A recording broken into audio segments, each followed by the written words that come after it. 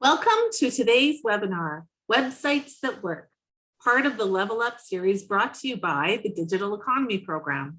I'm Angela Contardi, business strategist here at BusinessLink, and it is my pleasure to join you from Edmonton as we welcome participants from right across Alberta.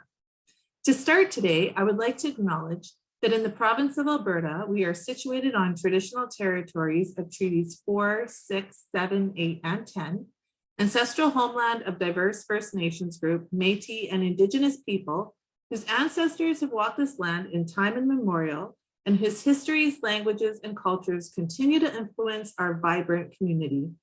We pay respects to the Indigenous people of this land, past, present, and future, and while recognizing their cultural heritage, beliefs, and relationship to the land on which we reside. It is great to see so many participants here today, and we would like to welcome you to this event. I would like to provide you with some more information about the Digital Economy Program, as I don't want you to miss out on any of this opportunity. The program is funded by the Government of Alberta and is partnered between BusinessLink and our friends at Digital Main Street. The program is funded by the Government of Alberta, and there are two main streams of support and access that you can have. Shop Here, powered by Google, which helps you establish or upgrade your e-commerce presence, and the Digital Service Squads, which are teams trained at being specialists and are located throughout the province. They're there to help you see the gaps you may have in your website and online presence and help you improve that. You can learn more about the program and apply to take part at dep.businesslink.ca. I am joined today by Kelly Doody. Kelly is the founder of Social School and is presenting 12 marketing workshops as part of this series. We are really pleased to have Kelly here with us today and partnering with us so that you can be presented with up-to-date, interactive, and engaging information on how to really position your business. We will have a Q&A that you'll be able to provide your questions to, and then we will answer those questions throughout the program here today. A recording of today's workshop and the materials mentioned will be emailed to you tomorrow. I will manage your questions in the Q&A section as mentioned earlier. And at this point, we'll hand it over to you, Kelly.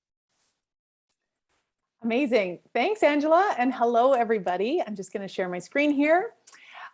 If you've been with us for, I don't know, one workshop or maybe the past 9, congratulations. You've made it quite far along this journey. And it's just been such a huge pleasure for me to be able to work with you all and, of course, with BusinessLink on this exciting program. So we all know that the digital economy is not going anywhere and that, energy transition isn't the only transition happening in our province and beyond. There is more and more technology and digitization of our businesses, big and small, new businesses, legacy businesses across the province and across the world. So I absolutely applaud you if you're building these skills in-house in order to, better implement them into your business, or you're preparing to outsource or perhaps delegate to someone in your team or outside of your business and just speak the language a little bit better, know the lay of the land when it comes to platforms and tools and strategies and best practices. So we are talking about websites today. This one's been a long time coming and I'm so excited about it because obviously our website is imperative. I strongly feel it's the most important asset that we have in our marketing and sales toolkit. And without it, it's tough to convert people to buyers or clients or appointments or even just a prospect that is meaningful and worthwhile for us. The other thing is that so many of us are focusing hard on social media and content and email marketing and even ad campaigns without recognizing that where we're sending people to, our website, ideally, has to function well. It has to do its job, and it needs to do it in a way that is seamless and clear and compelling and working for us in the background at all times. So we're going to talk today about a few things that are near and dear to my heart to do with websites, and most of them are around, simple ways to improve what we've got or to get something going that is long overdue. At Social School, we have been teaching a course called the Website Launch Lab for quite some time. And the idea is that we often say to people, drop what you've got, leave your fears and insecurities and frustrations of your existing website behind, and don't be afraid to start from scratch. And I know that's not possible for everybody, but I'm telling you, less is more. When we think about how we explore and navigate websites ourselves, if we take off our business owners, entrepreneurs, and marketing hats, and we just put ourselves in the shoes of the general public or the uninformed layperson prospect that doesn't speak your language but needs what you offer, we need to be showing up for them in a way that is exactly what they're looking for. Not too much copy, not overly confusing navigations, and several other things that we're going to go into today, and essentially look at ways that, like I said, we can improve, or again, just start from scratch with a better digital footprint. So let's begin by talking about the framing of our sites and the formula for a successful modern website.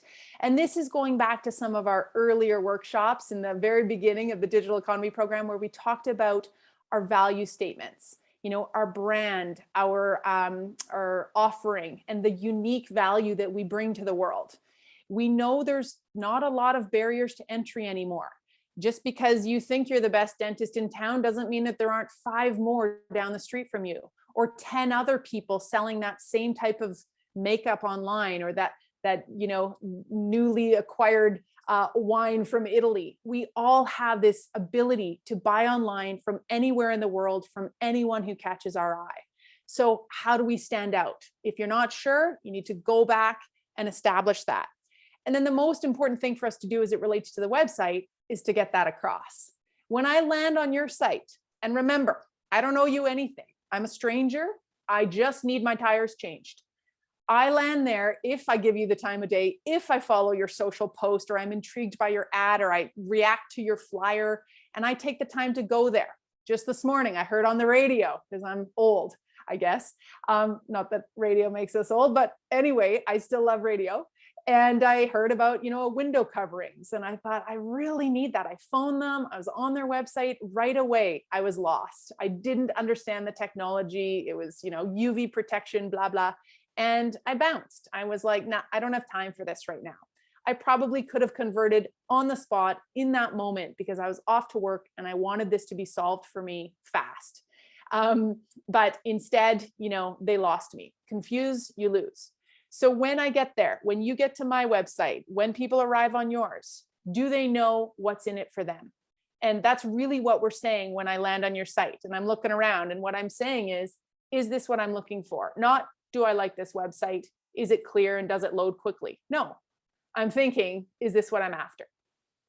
So when we think about that, what's in it for me, selfish idea of today's modern browser or consumer, what we're looking for on a website is a landing page or a website that's about me and my needs, and not you and yours. And we've talked about this again in our earlier workshops when it comes to positioning statements and bios and whatnot. So it speaks my language. It knows my pain points. You may know Marie Forleo. She's an author, kind of business coach, life coach, influencer, lives in New York, has millions of followers on her podcast, etc. But instead of saying that, take my course, B School, millions of people trained, millions of lives changed.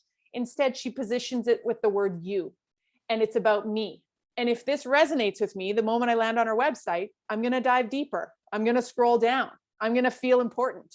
I have a gift. What is that gift? Help me find it. And I'm going to engage with her and probably take action. If it's all about her, probably not. When it comes to a commercial site like Wix, I don't love Wix websites, but I do love their homepage. Create a website you're proud of. That statement right there is so on point. And I know this to be true because I work with a lot of small businesses. And I know the common sentiment for a lot of business owners is a bit of shame. I'm embarrassed by my site. It's not performing. It's slow loading. It looks like it was built in 1995, et cetera. So the pride piece, that's one thing. And then beyond that, the secondary statement there, after that headline, discover the platform that gives you the freedom to create, design, manage, and develop your web presence exactly the way you want. And then a simple call to action, get started. A homepage that literally has 2 statements and nothing more. So powerful. Lots of web space, white space, and lots of language that solves my problems or answers my queries. And if it's not for me, I'm out. This one, ACE class, or the ACE community in Calgary. Really speaking the language of their people, where heart-driven women get the support they need to create anything they want. Nope, that's not for me. Or yes, amen, tell me more. I worked with a medical aesthetics clinic for a while who were training certified nurses or registered nurses to become medical aesthetics practitioners. That was their very specific target audience. You had to be a nurse to go and do fillers and injectables and everything that this school taught. And instead of saying, we're the #1 program in the country or led by the top plastic surgeons, we instead changed the language to be about the pain points of what we perceive to be the nurses that we wanted to attract to the training program. So go ahead, advance yourself, take the first step in your new career, educate, elevate, advance. And it wasn't, or again, it pointed towards the things that we knew that they felt, or maybe they were overworked, maybe they were tired of AHS, maybe they wanted a higher paycheck or more freedom. And if they didn't, and they loved nursing, they weren't going to be further targeted with ads. But those that were going to now be part of our customer journey and part of our advertising sequence, which we'll get into next week when we talk digital advertising again, 2 weeks from now, sorry. So the idea here, we stop making it about us. It's about them and the problem that we're solving for them. When I'm on Google or social media and I'm doing a social search and I need my tires changed, I'm not, hoping to find the prettiest website. I'm hoping to find someone that can solve my problems. And mostly we go to Google with a query of some kind. And maybe we're not ready to buy. It's not a transactional search. It could be an informational search. Early stage in my journey. When should I have my tires changed? Remember, we talked about showing up for people along the stages of their customer journey. Well, again, social media helps us do that, but so too does the language of our website. I love this slide because I feel like, or this site and article, because it still resonates day after day, year after year. So many of our businesses, not just startups and not just tech, can't explain what they do because we're addicted to the jargon that doesn't speak the language of our customers. It doesn't make sense to them. They're not understanding your technical language. And that doesn't mean you have to dumb it down to some grade 4 level. It just means that you have to know the language they use and the questions they're asking. Remember, we introduced the tool answerthepublic.com.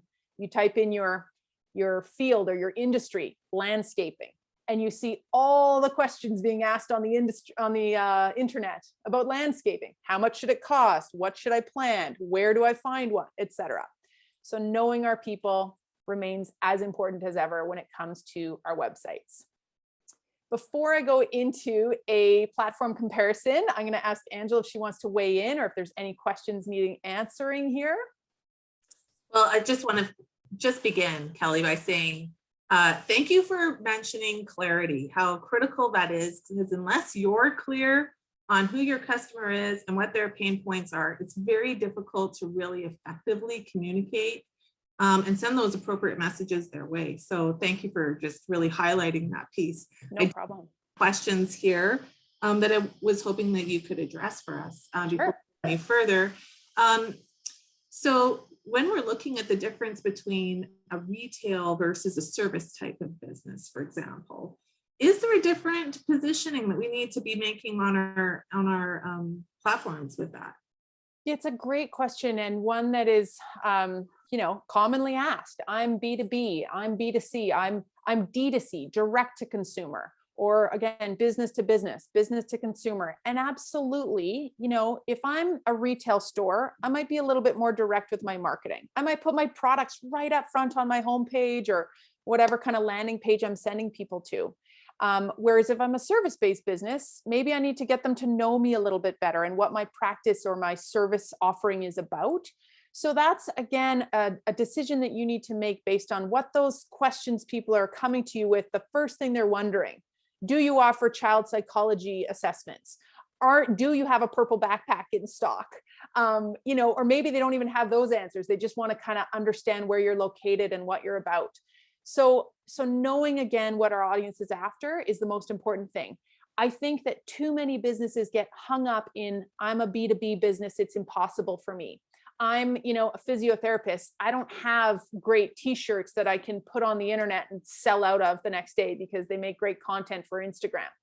I think that if we are showing our value and the end result, which we often talk about in this series, so the transformation that I offer to people, or the value proposition that's different from my competitors, well, now you're going to understand why you want to work with me, even if I'm selling widgets to widget makers, or, farm equipment to farmers. I still have to promote what I'm doing. One of my favorite B2B examples is, let's take a large electronics store. Let's use Best Buy, for example. You walk into a Best Buy and you see Sony and Google and Bose and like a million different brands.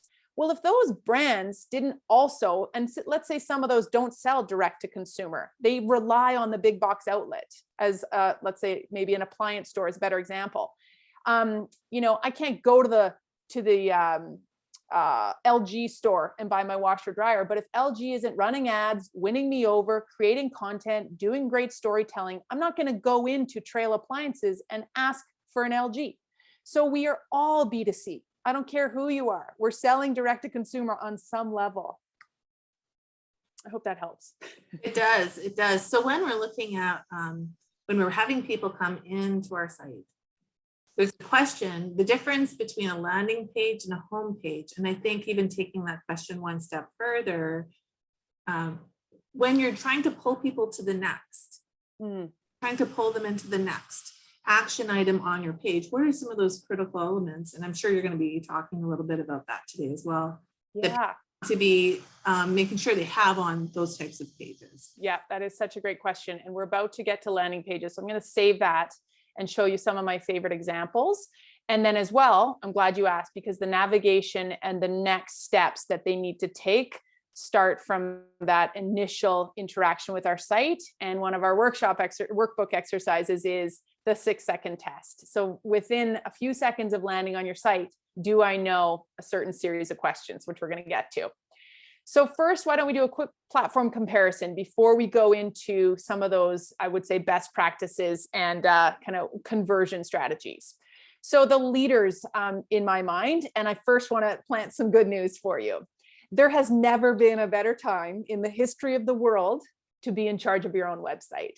And as I've established or tried to hit home in our social content, just how important it is to get your house in order and have your admin permission set up right and all of your users, because those assets, your Facebook page, your LinkedIn page, are really valuable today.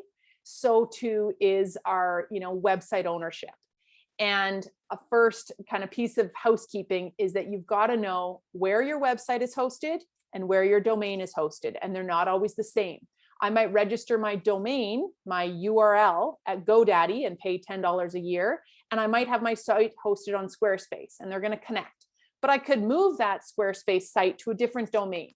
So it's important to know that they can be differently held. And although you can also have a domain and a website hosted by Squarespace, and it's integral that you know the passwords and the logins, what you're paying for it, and when they renew, because we've all seen those sites that go down and somebody panics because they didn't know that the domain was hosted elsewhere and who has the keys. So these are very important assets for our business. You've got to kind of get that in order. And then on top of that, the DIY piece. We've also all heard the stories or experienced when our website is held hostage by a developer who convinced us, and I'm just going to cut straight to the chase here, who convinced us that it was, necessary to not use a templated website and build something custom. Well, it's really difficult in today's world to continue upkeeping that custom website, and nor is it necessary. WordPress, Wix, Shopify, Squarespace that we're going to look at have spectacular customization options and brilliant templates. So these kind of are the leading players in what we call the CMS world, content management system. That's AKA a DIY website where you have a beautiful dashboard. You can easily update it from the back end and publish it to the front end. and anyone can do it. I promise you. The three we're going to look at today are Squarespace, Shopify, and Kajabi in particular. Wix has come a long way. It's even a little bit more entry level than Squarespace. And all of them are adding multifunctional tools like email marketing, customer databasing, sometimes even e-commerce, etc. So first of all, WordPress. This is the most common CMS platform on the internet. 40% of all websites are built on it. But the dare I say problem with WordPress, while it's endlessly customizable, is that you're buying a template of some kind for your site, and then you're buying plugins. So I'm going to buy that calendar plugin from someone in Romania, and I'm going to buy this navigational gallery slider from some dude in Brazil, and then I'm going to install this other plugin for my SEO. And now I have all these open sourced pieces of my website that all need to work together and be updated and securely kind of maintained independently. And that's where WordPress websites go sideways. And I will caution you that if you're not spending or the time or outsourced money on proper maintenance and security of your WordPress website, it will get hacked. This was the one thing for a long time at Social School that we were outsourcing, was just a WordPress security expert for $500 a month that was handling the updates of the theme and the plugins and the overall security. And when we saw brute force attacks coming every 5 seconds from Russia for a week straight, we knew we had to block that country or dive deeper. Just a trickier platform to maintain, but again, brilliantly customizable and beautiful if you're willing to dive in deep enough on it. Squarespace and Shopify. These are closed sourced companies. They have a building in New York, each of them. They have developers, and the templates that they offer us are built in-house. So they're totally secure and maintained in a different way. And they're endlessly customizable as well. Maybe not quite as much as WordPress, but sometimes that's a good thing. You don't want to hodgepodge a house together just because you can go buy windows and doors on your own. You do want to have a builder do it for you in a way that makes it all work. So I would really encourage you to look at Squarespace or Shopify if you're looking to switch, or if you're looking to start from scratch. Squarespace is adding additional functionalities all the time. Marketing tools like email marketing that I mentioned, that takes your beautiful theme, look and feel of your site, and it translates it into an e-newsletter template for you. Again, e-commerce and email marketing and or lead generation, I should say, all very possible within Squarespace. And I've got a bunch of examples for you at the end here and in your workbook. Shopify, Canadian company. I shouldn't say they're based in New York. That's my bad. They're based in Ottawa, but they have offices everywhere around the world. Canada's most valuable company, by the way, as of 2020. Incredible. Surpassed RBC and the WestJets and everything. This is amazing. It's a tech company out of Ottawa that runs an enormous percentage of the e-commerce sites in the world. And some big ones like Herschel, for example, and Allbirds and a bunch of e-commerce sites. So you don't have to have e-commerce. So I don't have to have actual products to sell on the internet. I can still build a Shopify site and just not enable the e-commerce side. And once again, I've got great templates to start with that I can customize like crazy with fonts and colors and layouts, and then launch it really, really quickly and maintain it all in one beautiful closed sourced environment. We're always going to be paying a few $100s a year for our websites. And while sometimes that catches people off guard, I want to remind us that that is, again, the most valuable marketing and sales tool in our toolbox. And this is kind of a given that we need to invest in it a little bit. And then I'll just turn to Kajabi and then answer some of your questions. So Kajabi is a really neat platform because it also has sales tools like the ones mentioned here. So landing pages, which we'll look at in 30 seconds, what we call pipelines, lead generation tools, again, email, and then also course hosting, which is what I use. So our academy is hosted on Kajabi. It's a seamless experience. It's all branded in my company, so it's not Kajabi branded. And it, again, just hosts whatever kind of digital materials we need it to, or videos or whatnot. But if you're not into online training and courses, it still has this incredible tool called pipelines.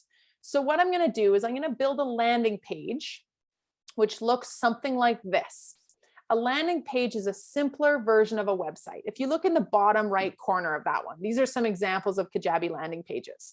And a lot of people and companies do landing pages really well. So I'm going to build a page that has virtually nothing else on it, but one singular call to action. Subscribe to my e-newsletter, get pre-sale on my new book, buy this concert ticket, sign up for this workshop or webinar. Tony Robbins does these really well. A lot of online marketers. Or maybe it's my community that's running the fall sale and they just want people to focus on that and not see any other noise on that website. No nav bar, no sidebar, no footer, no pop-ups, just that call to action. So if I do take action and I bite and I subscribe or I download the ebook or the cocktail recipe PDF or whatever they're offering me, from there, I'm probably put into some kind of sequence, and we call that a funnel, or as Kajabi likes to call it, a pipeline. So I can build in Kajabi these really beautiful series of actions that would be a landing page with an order form or a web form or a subscribe that takes me to a thank you email. You've all received these before. You've been in pipelines yourselves. I know it. And then I get sent the email with the asset or the tickets or the ebook. And then I get bumped into some kind of other probably nurture sequence.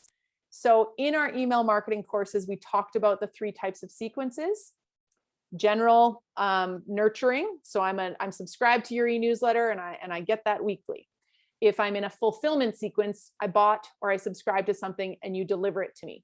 And then of course, the other ones are lead gen sequences that are basically built just to garner new subscribers.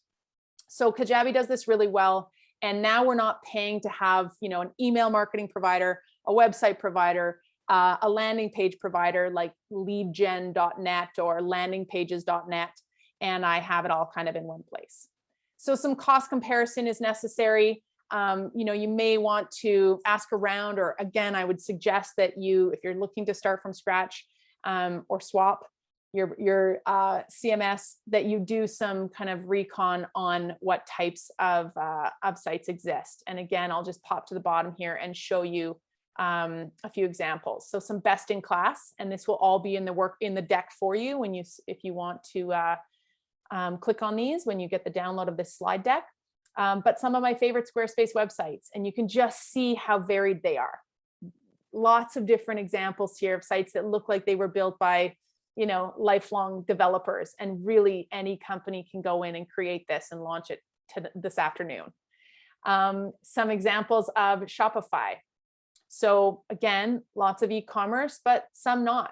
They're just kind of, trying to establish themselves in the market and build awareness. That's okay too. And then some of those Kajabi ones, oftentimes we see, I'm going to point to some examples here. The first 2 there, shop.passionforsavings.com, training.grantcardone.com. This is where, much like Social School, bottom corner, academy.socialschool.io, they're using their main website built on maybe WordPress, or in my case, possibly Squarespace. And then they have their Kajabi site as a subdomain. I don't want to go too deep down a rabbit hole about subdomains, but the idea here is that if I'm building a landing page on a different platform like Kajabi, I need to have a different URL for it. And rather than saying, socialschooltraining.io or socialschoolacademy.io, I'm going to pop it into a subdomain in front of my parent domain. So my parent domain is still socialschool.io, but I go into GoDaddy, I register a subdomain for free that's called Academy, and now I can make my Kajabi subscription point towards academy.socialschool.io. Why would I do this? Well, because now I'm still building the SEO value of my parent domain. I'm not sending them off to, socialschool.etsy.com or socialschool.kajabi or something like that. It's still going to my main domain, and all ships rise as a result. I hope that makes sense. And I know that is a bit of a rabbit hole, but my point here really was to say that some people are combining 2 different platforms like I'm doing. I've got Squarespace and Kajabi. Others will have WordPress, Kajabi, and Shopify to sell their products, to tell their story, and to run some courses. Not ideal, but sometimes necessary. Okay, how are we doing? I'm going to ask Angela if she's got any burning questions before we go into some of our best practices around navigation and user journey. Burning questions and burning comments, Kelly. So Okay. one of the things that even pre-COVID, you could begin to see the customer behavior. When I have a problem and I want to solve it and I'm looking for a solution, I go on my phone and I scroll. And since COVID, that behavior, I think, has even been more magnified, and it's just what happens. And so that just really kind of resounds the importance of being online, having your business online, and that presence there. And also the whole space of being mobile. And so all of these platforms that you're presenting here today, those are all mobile friendly, correct? Absolutely. Yeah. And I should have mentioned that they will render on mobile automatically. Sometimes with a WordPress template, you have to rebuild it or adjust it for a mobile screen. But Shopify, Kajabi, and Squarespace in particular, and Wix will absolutely translate it into a mobile version for you without you having to touch it, which is so important. I'm glad you brought that up. Mm-hmm.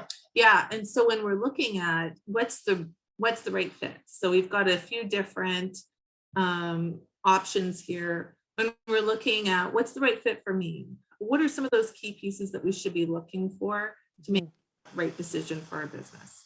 Yeah, it's a tough one. And this is where, kind of like all the tools today, whether we're talking about chatbots or email marketing tools or social media scheduling, there is no shortage of what we call MarTech, marketing technology stacks, where you stack them together. I use this for email and this for scheduling and this for ads.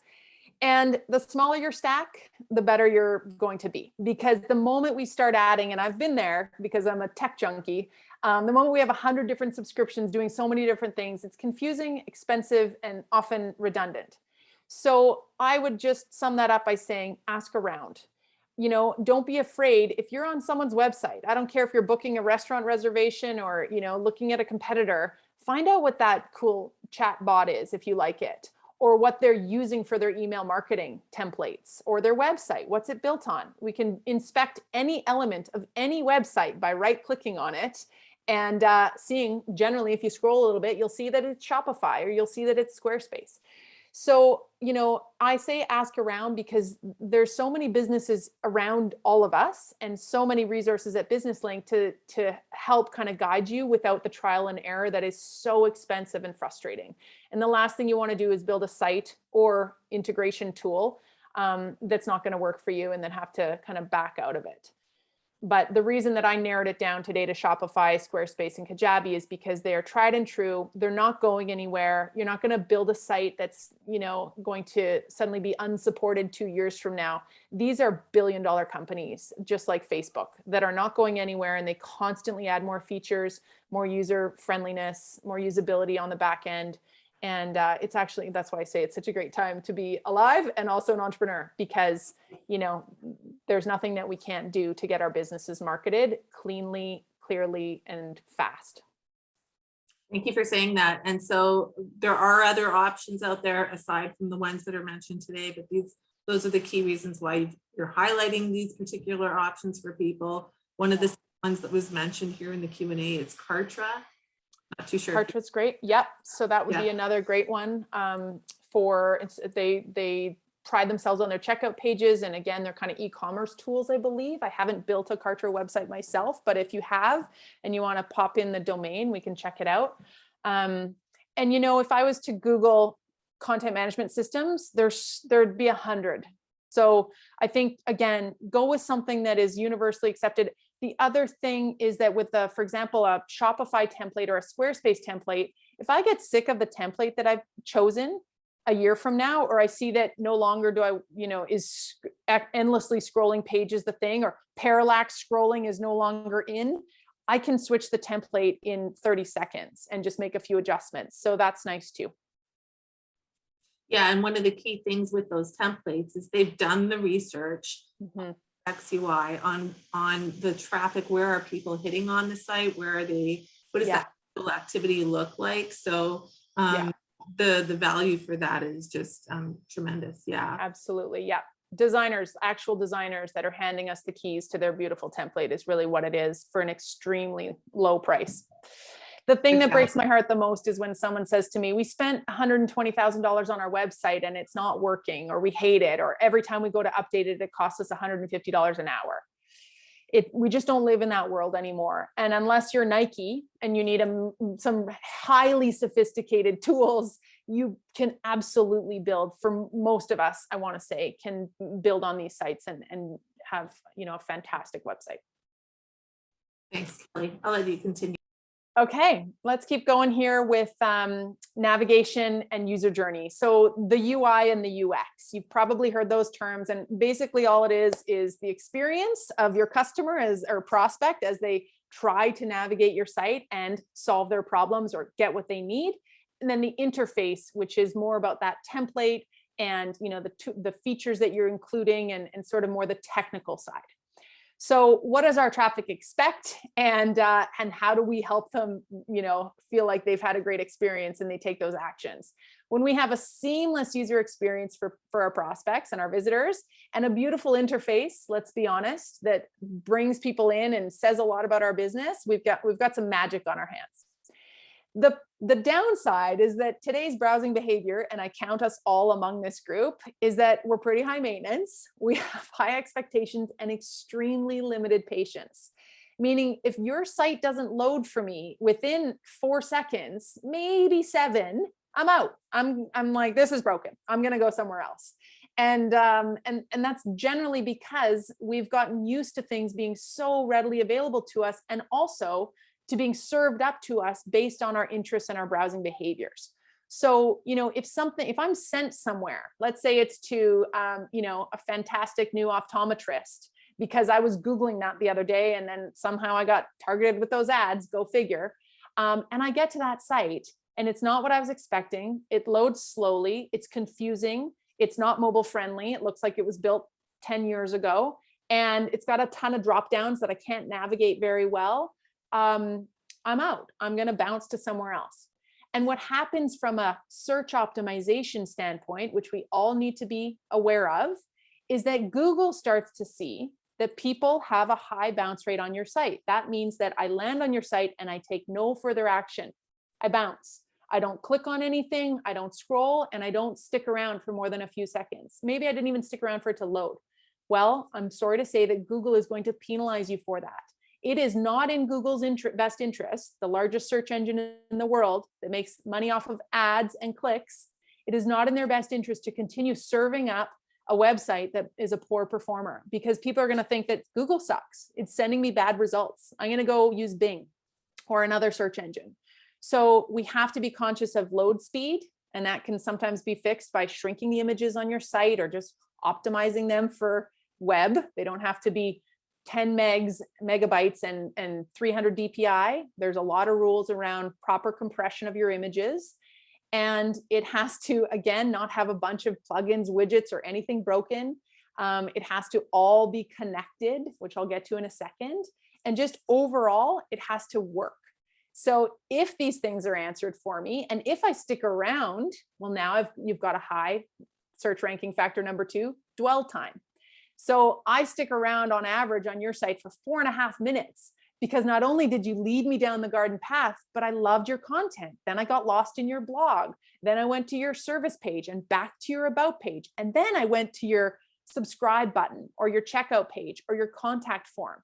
And Google sees that your dwell time of the average viewer is long. It's not 2 seconds and bounce. So again, you're rewarded with site or searchability. You're rising up the search rankings. And if we haven't covered how important search rankings are, we're going to talk more about that in our final workshop number 12, where we talk about recurring revenue. And I will say at this time as well that last workshop in late April is where we talk about a lot of the integrations that we're not covering today. So chatbots, just basically different tools that we can integrate to our website to make it as high functioning as possible. So we've covered quite a bit of this already, but the clarity of our offering, as soon as they get there, they know whether it's for them or not. The mobile friendliness and load speed, is it intuitive? Do I know where to go? because again, I don't speak your language. So that offering, let's start with that. Within 3 seconds of being on your site, do I know what you do, sell, make, or offer? What's in it for me, the selfish visitor, who you are, and what to do next? Where do I go from here? Do I scroll? Do I click? Do I, try and figure out your navigation, or is it so intuitive that I know exactly what to do? And when we have some magic happening on our homepage or a landing page, it's, the curiosity and delight and relief and joy, all of those emotions we've talked about that are so key to generate in our audience, start to take place, and of course, lead people deeper in. So some really simple headlines can do that.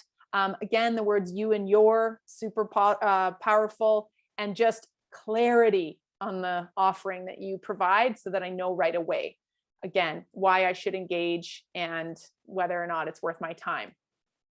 So is it clear to any and everyone? Something to ask yourself, or is it just clear to your industry practitioners? And guess what? We're not selling to our competitors or our industry insiders. We're selling to outsiders. So speak their language, not your peers. Who is it for? Do I know that? Do you know that?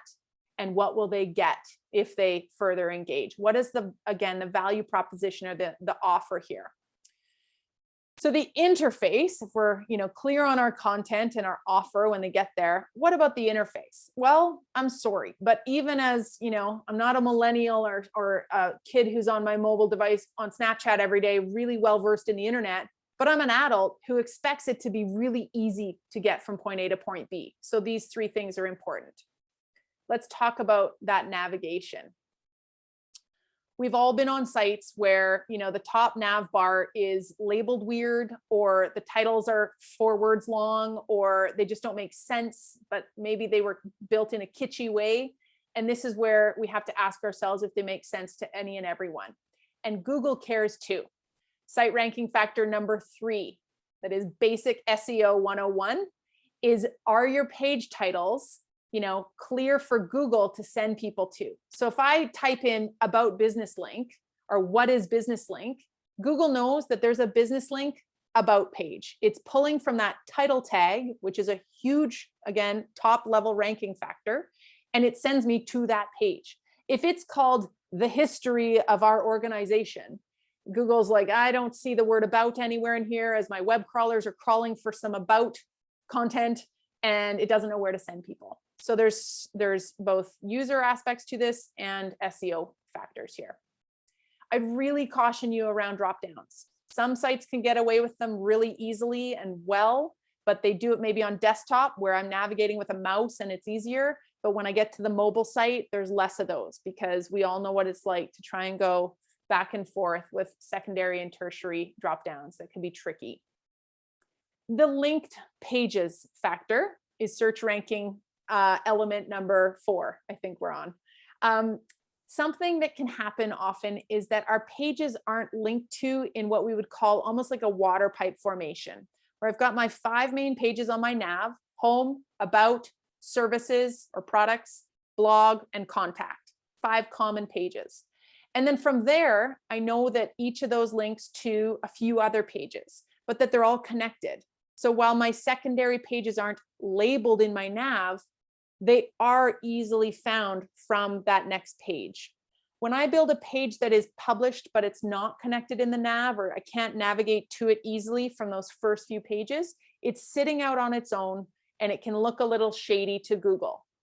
And this is because, 5 years ago, before Google got smarter about, let's call them SEO hackers, where I was working for physiotherapists and I promised them that they'd show up on page 1 of Google within 6 months. So what I did was I plagiarized 100 blog posts about physiotherapy, and I keyword stuffed every word I could about physiotherapy and body parts. And I published all these blog posts on their URL, but they're not connected to anything. I can't get to them from anywhere. So that was sort of a dark SEO tactic that Google started to penalize. And it's important for our pages to link to each other in some kind of, again, hierarchy, which we're going to map out in a minute. The last thing here, are your calls to action on each page clear and concise? and leading me down that garden path. So, learn more, buy now, register today, etc. Or here's our contact form. You don't just want to leave people hanging when they don't know what to do next. We're down to our final 15 here, you guys. So I just have one section left, and then we're going to look at our workbook exercises. So the final piece of this is the all-important site assets. And of course, that is the imagery, the copy, and sometimes the video that goes into our pages. And I'm going to say here that we want to work backwards when you're building your site. And that's why it's important to map out on paper, as we're going to in the workbook, what each page entails. I know I have a homepage, but what does it need to do and say? Probably less is more. It needs a couple of thumbnails to lead people to the 3 aspects of my business or my service offerings. Maybe it needs some thumbnails, connections to my blog, or it's got an e-news subscribe. And then I know that I need literally maybe 3 images for my homepage, not 300. And they're going to be beautiful, and they're going to be web optimized or compressed, and they're going to match. And so now I'm turning to Canva or some other kind of design tool, and I'm ensuring that they all do the right job. And I probably need a total of 20 or 30 images for my entire website, if that.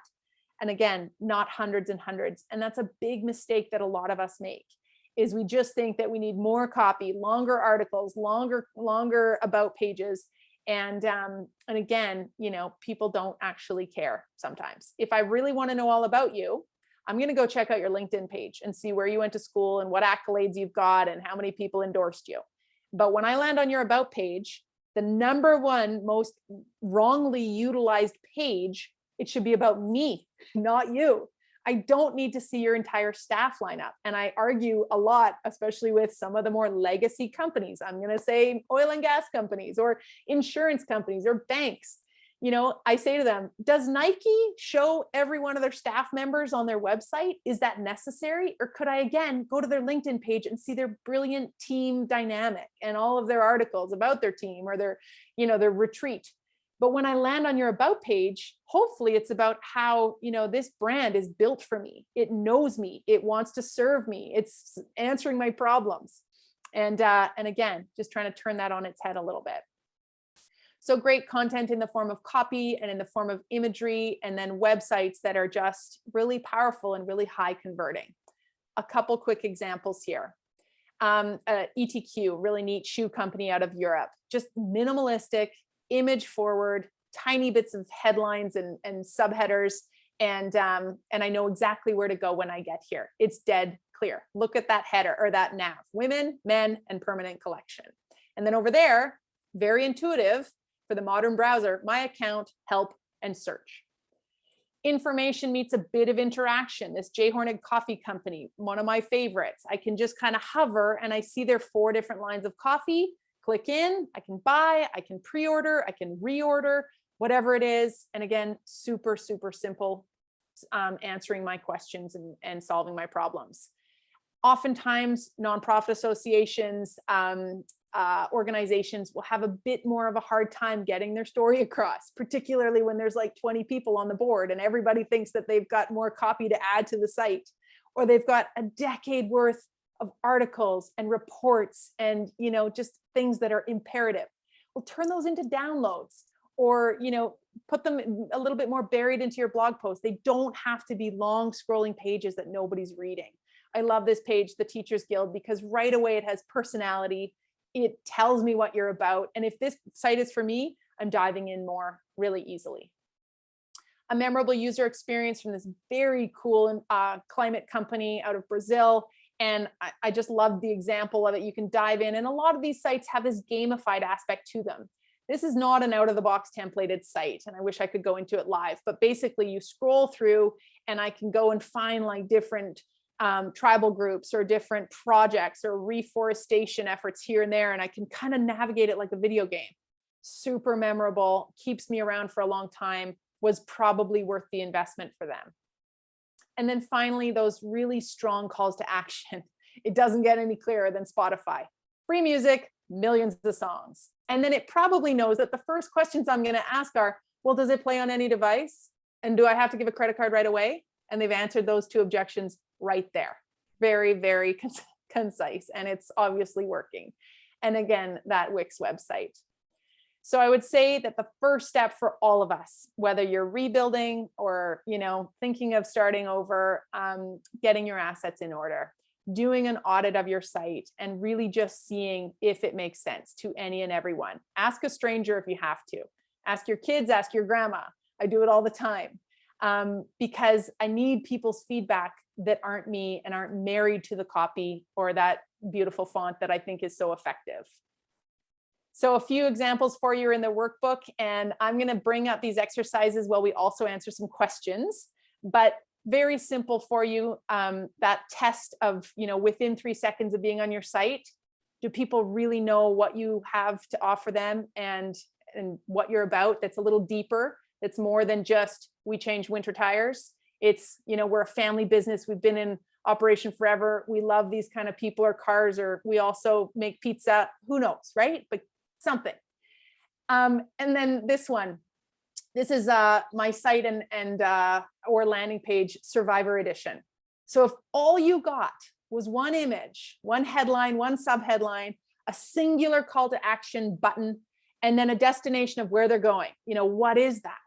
And what are those priority destinations? Where do they need to go? And if you think about building every page of your website with this in mind, well, man, are you ever going to have very direct, again, purpose to each and every page?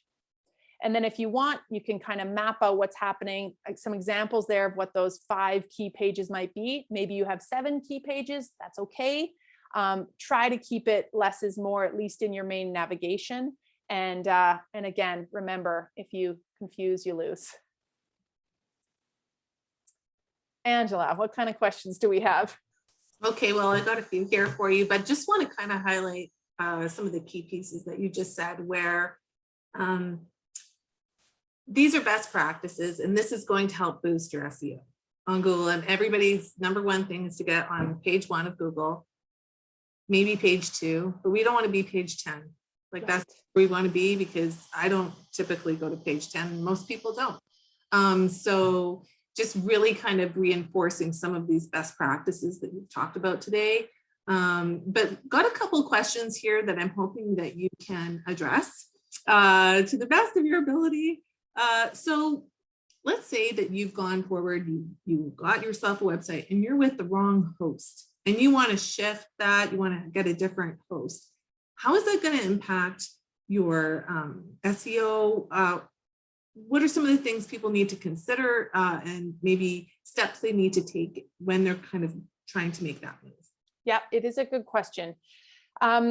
People are a little bit more worried about this than they have to be, I find. Again, if you're a Nike and you have millions of followers over here, and then I suddenly move my website to a different provider. Let's just pretend they were on Shopify and they're moving to Squarespace. There is no way that my searchability, all my ranking factors are going to disappear with that, because I'm porting over that same content in those blogs, but I've established my domain, not my site. My domain is what's got authority and ranking. And the website did that for me, but it doesn't matter if I move it. And it is worth, of course, asking those questions. And you can simple Google search, will I lose my SEO or my ranking, search ranking, if I move from Shopify to Squarespace? And you'll see that Squarespace is going to talk you through it, and they will show you what to be aware of. For example, make sure that when you port over the pages, you're using the same page extensions. So /about, /blog, or whatever, or just carefully creating redirects if you do change those, because broken links are another no-no for Google. But more than anything, it's important to have your domains really properly owned and taken care of. The website, again, you could have 10 versions of your website, but only one of them that's getting pointed to your domain. So that's the most important thing. Okay, and you were talking a little bit about these subdomains, and is there a reason why you would want to ever have a subdomain versus transferring everything fully onto, for example, Kajabi? Yeah. Okay. So let's, during COVID, when we all went online for our fitness and meditation, I finally had this excuse to subscribe to this lovely meditation studio that I always followed and thought was so beautiful in New York. So their website was built on, I did a little inspection of the back end of their site. It was built on WordPress, but they were pivoting fast and hard like the rest of us. And they quickly launched an online store on Shopify. So they would have the option to say, let's say it was called newyorkmeditation.com. And they could say newyorkmeditation.com/shop, but that wouldn't work because that page wasn't built on WordPress. They built it over here. Their store was built on Shopify. And they wanted to keep their main website. They loved it. It was on WordPress and it had lots of pages locked to the blogs, and they didn't have time, frankly, to transfer everything to a Shopify site. So because they needed to integrate Shopify, rather than saying newyorkmeditation.com.shopify.com or some kind of built-in Shopify domain, they created a subdomain that was shop.newyorkmeditation.com.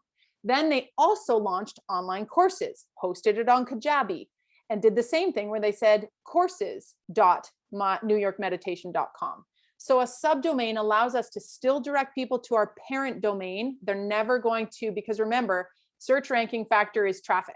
I want a lot of people to go to my site. I also want them to stick around and I want them to come back.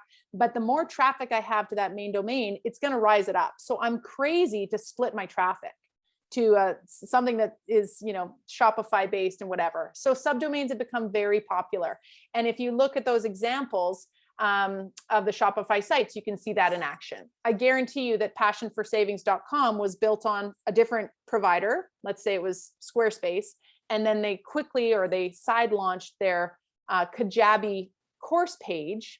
And that was where they needed to employ a subdomain. So you see them quite often. I encourage you to just try and look around for them. And again, they're not hard. If you've got your access to your domain hub, I'm like mine are all hosted on GoDaddy. I can go in and I can quickly add a subdomain and then just tell my Kajabi site, point to academy.socialschool.io.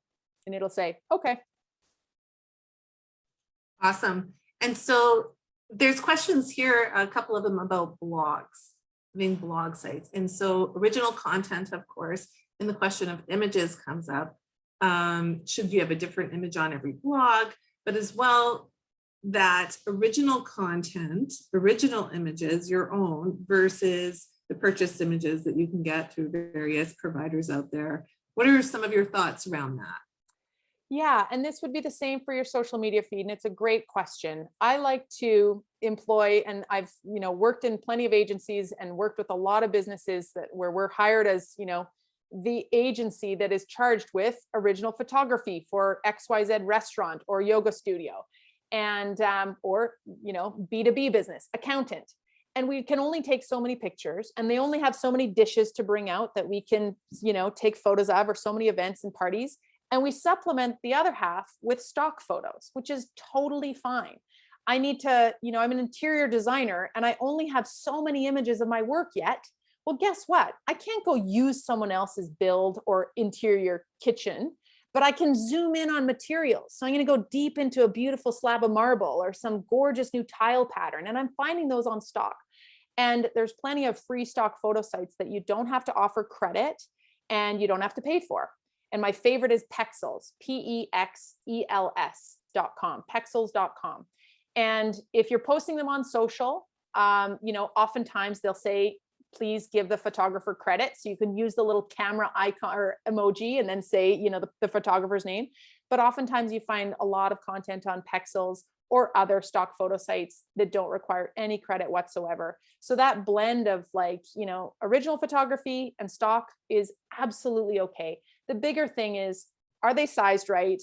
And do they have the same kind of filter or treatment to them? And that's where pulling them into a tool like Canva or Photoshop beforehand is really helpful. One final question. Is there a preference or better recommendation that you have .ca versus .com?